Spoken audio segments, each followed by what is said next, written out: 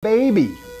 And when babies cry, and that's all that's going on, the baby's crying, the baby's crying.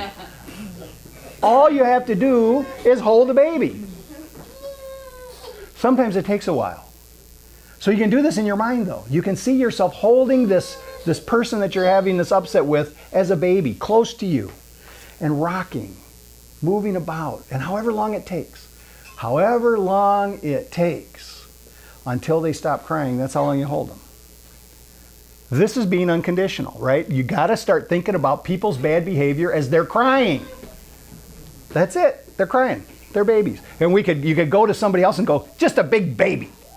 Every day it's the same thing. It keeps coming with these complaints and carrying on all this. But get rid of that. Get rid of that idea. Yes, it's a baby. Take care of them like a baby. In your mind. In your mind. And this will start changing those views. It'll start changing the way that we are seeing people that we interact with.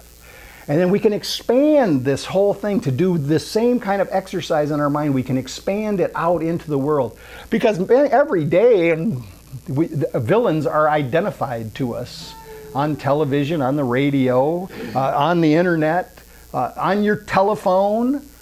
These villains are being identified, right? And so change the picture.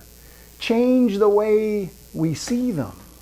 See, and it's not, any of this stuff that we do is not saying that what they do is okay. Because the reason that they can be presented to us as a villain is because they're doing something that is a threat, right? It's a threat. It may not be a direct threat to us, but it's a threat to somebody else, and so it causes all of these upset things going on in our minds.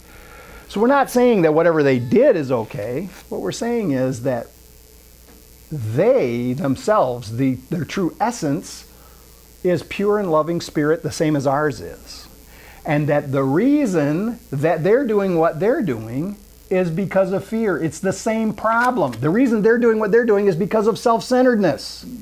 The reason that they're doing what they're doing is because they feel that they're separated. They feel that their particular group is the one that has the right answers.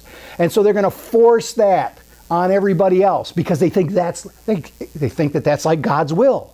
Some people aren't concerned with God's will, but there's a whole bunch of people who think that God's will needs to be forced on the rest of people. Well, God's will is for good. God's will is for extension of love, not the extension of what, but it's a confusion, and it comes from feeling that my group is right. It's a confusion that ultimately comes from, we start with us. We say, I am right. In this situation, I am right. I am right. Of course, we got all kinds of guilt because we don't act right, but we think, I am right. And then we get associated with a group, and we have similar kind of ideas, and we say, our group is right. And that is separation. That is self-centeredness. That is tribalism. And it is the cause of all of our problems. Look, you could say, world hunger. This is a problem. It's a big, huge problem. Self-centeredness. There's enough food for everybody. No matter what problem you can come up with. Somebody's starting a war with somebody else. Self-centeredness. That whoever started the war wanted something that the other country has, and they want to go try to get it. Self-centeredness. Every single problem in the world. Oh, and it'll be another talk sometime, but you say, oh, health problems, right? Health problems, sickness, disease. So how could that be self-centeredness? We'll talk about that next time. That's enough. Thank you.